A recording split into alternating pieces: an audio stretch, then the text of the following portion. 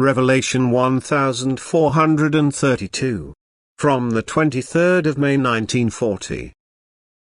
God-serving will. Beautiful task.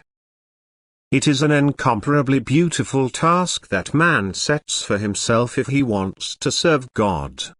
He declares himself ready to receive extraordinary grace, because God imparts it to everyone who offers himself to him for service.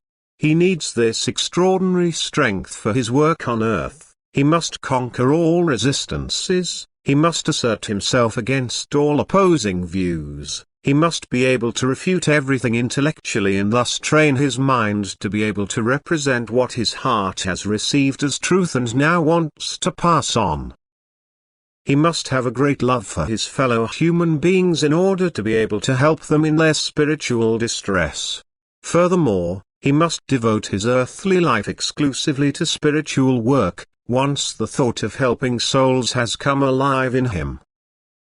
All this requires great strength, which, however, is also imparted to him by God.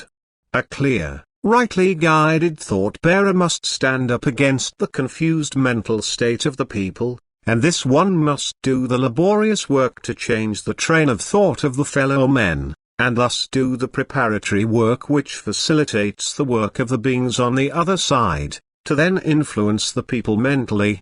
The door of the heart must be opened a little, so that the light and wisdom bearers find entrance and can now do their part. And if man now uses the gifts from above correctly, he receives the greatest power through them, and he masters his earthly task easily and effortlessly. And man redeems himself completely from the spiritual night.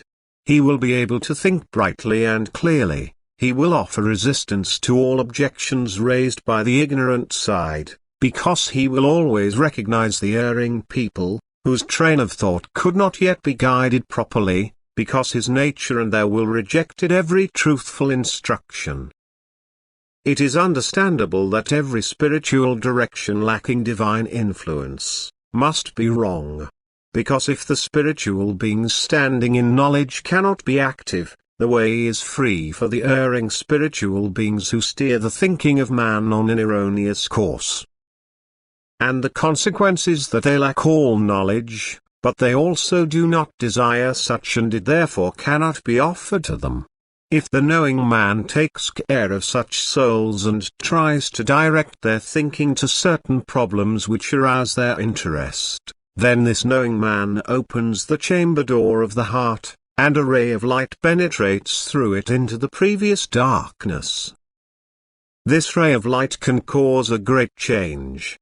The hitherto erring person can feel the benefit of the light and increase the desire for it, which is then satisfied at any time from above, so that his thoughts are now more orderly and he is suddenly also able to recognize what truth is.